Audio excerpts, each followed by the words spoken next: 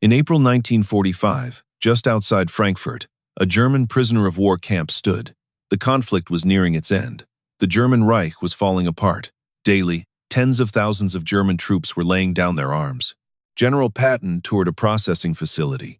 There were long lines of captured Germans, with U.S. troops searching them, confiscating arms, and logging identities, standard procedure. Suddenly, Patton halted. He noticed a German in SS attire inside the queue.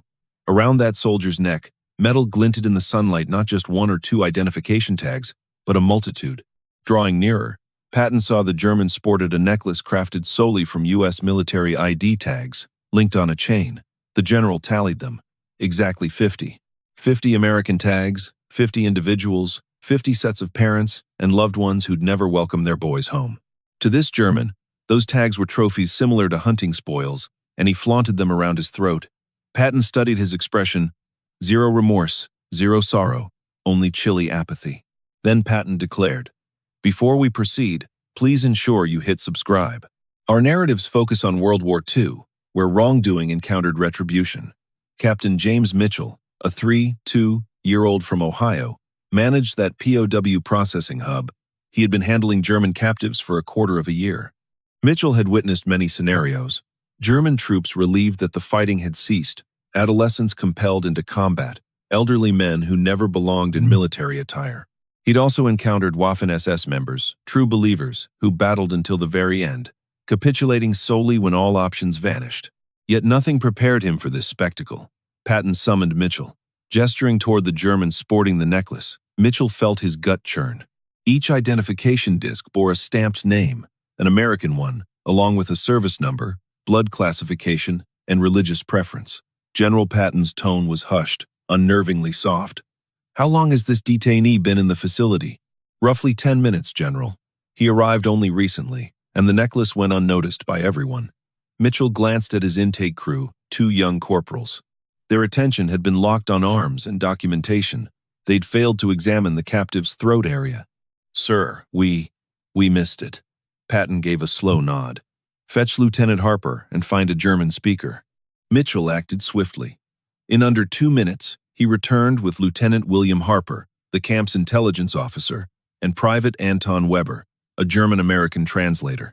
Patton remained before the SS man, eyes fixed on the necklace. The German returned the stare, locked eyes with Patton, showing no dread, no sign of remorse. Harper and Weber arrived. Upon seeing the necklace, Harper's complexion drained to pale, and he murmured, "Oh my God." Patton faced Weber and inquired about the prisoner's identity. Weber addressed him in German. The captive replied, "Klaus Richter, sir. SS Hauptsturmführer Captain Rank Waffen-SS, 12th Panzer Division." "Ask him where these identification tags came from," Weber translated. Richter responded, and as Weber listened, a look of revulsion spread across his face. "General, he claims he gathered them from combat zones from deceased U.S. troops throughout the last 12 months in France, Belgium, and Germany." Patton's jaw clenched. "Inquire about his motivation." Weber posed the question. Richter shrugged and replied nonchalantly. Weber's voice quivered while translating. "He says these serve as evidence of his kills.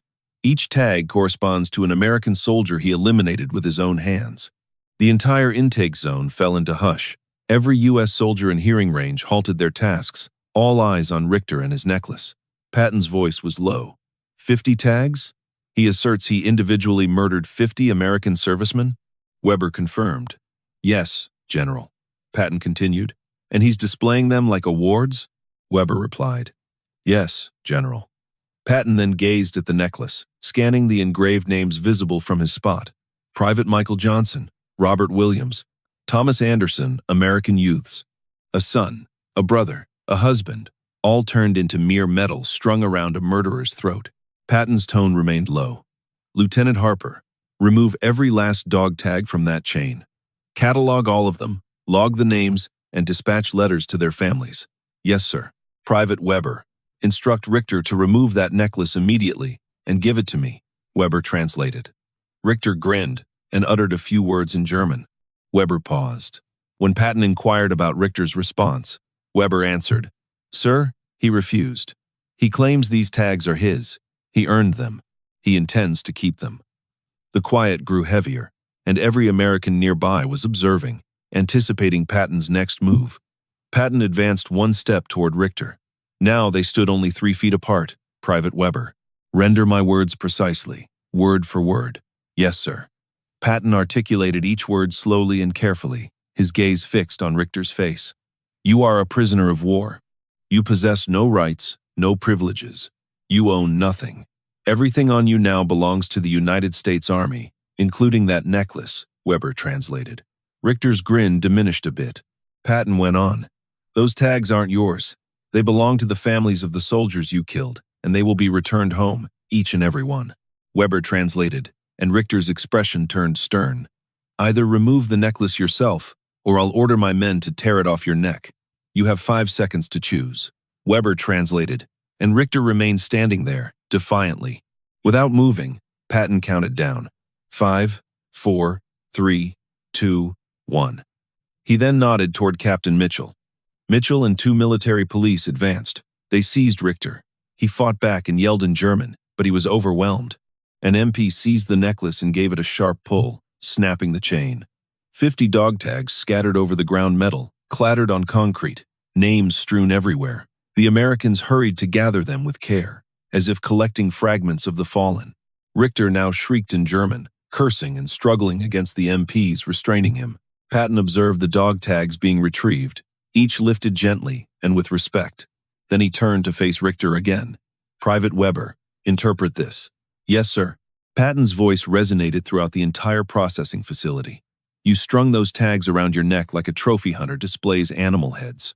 You regarded American soldiers as prey, as objects to be hunted and exhibited. Weber translated, and Richter ceased his resistance, listening. But this is what you failed to grasp. Every one of those tags stands for a human being, a man bearing a name, a family, a life, not a trophy, not a number, a person. Patton halted. You will be held accountable for each and every one of those lives. After Weber's translation, Richter's bravado began to crumble. A hint of doubt appeared on his countenance for the first time. Patton then faced Lieutenant Harper. Richter is to be isolated from the rest, placed in solitary, with communication restricted solely to interrogation personnel. Understood, sir. A thorough probe is required. I need confirmation whether his tale holds up. Did he truly slay these soldiers, or merely scavenge their identification from the dead? I need testimonies. I need proof. Sir, that process could span weeks, perhaps even months. It doesn't matter what duration it demands. Uncover the truth. Acknowledged, sir. Patton's gaze fell upon the heap of dog tags resting on the table, 50 tiny metallic tokens. 50 individual lives. I also insist these tags be handled with dignity. They are not mere proof. They are the remnants of souls. Through these, families will learn the fate of their boys. Harper gave a nod of agreement. I understand, sir. Patton spun around to face the gathered troops, all American GIs who had observed, witnessed the necklace, and listened to Victor's assertions. He projected his voice so all could listen. Men, what you witnessed is the very reason we are stationed here, the cause of our struggle. That individual regarded American soldiers as if they were game trophies. He adorned himself with their identities as though they were decorative trinkets. He gestured toward the dog tags on the table. Those represent your brethren, your comrades in arms. Every single one departed from home, to battle, to serve, to fulfill their obligation, and they perished in the process. The soldiers remained quiet, listening. A number fell in battle, an honest confrontation between troops that is warfare, that is anticipated. Patton's tone grew stern. But this behavior, it's entirely distinct. This amounts to sacrilege. It involves handling the deceased as if they were beasts or inanimate items, and it shall not be tolerated. He hesitated. We are going to ascertain precisely the circumstances surrounding every soldier listed on those tags. We shall secure responses for their loved ones. We shall bring them resolution, and we will guarantee this individual faces consequences for his actions. The troops nodded in agreement. Many sported teary eyes. Proceed, Patton commanded. Operations at the processing center gradually restarted, yet the atmosphere had shifted, more hushed, more solemn. Richter was escorted to solitary confinement pending inquiry. The 50 dog tags were meticulously documented. Lieutenant Harper dedicated hours to logging every name, every service identifier, every detail. The actual investigation kicked off afterward. Over the course of several weeks, Army interrogators questioned Richter repeatedly. He stuck to the same account. He insisted he had killed all 50 soldiers by himself during battle. However, the investigators probed further, checking dates, places, and troop movements against each other. The discovery was even more disturbing. Of the 50 identification tags, merely 12 belonged to soldiers who died in active fighting. The remaining 38 originated from other situations.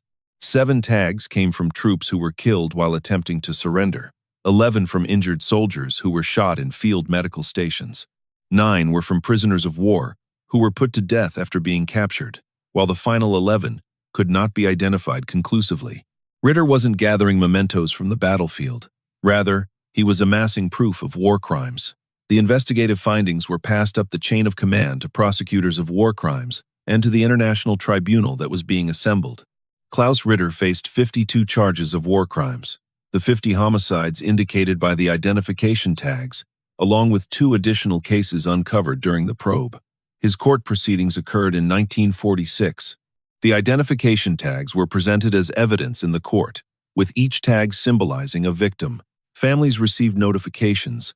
Letters were dispatched detailing the discoveries and their significance, bringing some families a sense of resolution. They had endured months of uncertainty about their sons' fates.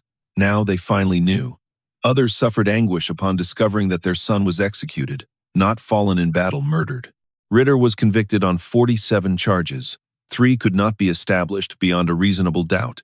He received a death sentence.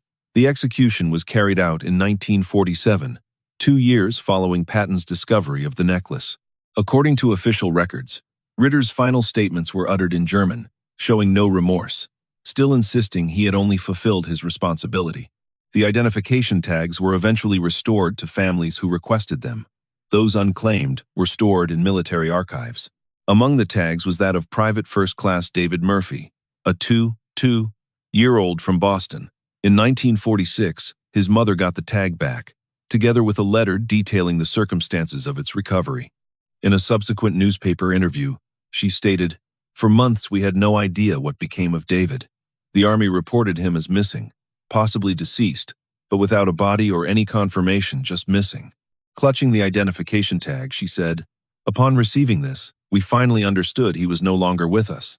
However, we at least knew we could mourn the right way. We could bid him farewell." She then paused. The letter mentioned that General Patton himself ensured the tags were returned, that he advocated for our soldiers even after their death. That carries weight. Patton never discussed the event in public. Neither his memoirs nor his official documents mention it, yet the troops who witnessed it recalled it vividly. They passed the account to other battalions and fellow service members. The tale circulated regarding the day Patton encountered a German soldier who was carrying 50 American identification tags, and the actions and words Patton delivered. He ensured that 50 families received answers, achieved closure, and reclaimed their sons, even if only a metal disc. Years afterward, one of the military police officers who had apprehended Richter recounted the story to a historian. "I had witnessed General Patton's anger on previous occasions. I had seen him shout and storm. Yet that moment at the processing center was unlike anything before. He took a breath. Reflecting, he was chilly and composed, yet you could sense the rage simmering beneath. It wasn't only directed at Richter, but at what Richter symbolized: the lack of honor towards the deceased, the reduction of soldiers to collectible objects. What lingered in my mind was his comment about the identification tags. Those weren't evidence. They were mortal remains. That was his perspective. They were fragments of the men who had perished, and he handled them accordingly, with honor and propriety. That moment clarified for me the type of general he truly was. He fought not only for those alive, but also for the departed. If you discovered an item like that, what steps would you take, and how would you pay homage to the deceased? Drop your thoughts in the comments below. Moreover, if you desire additional accounts about World War II and instances where malevolence encountered righteousness, be sure to subscribe.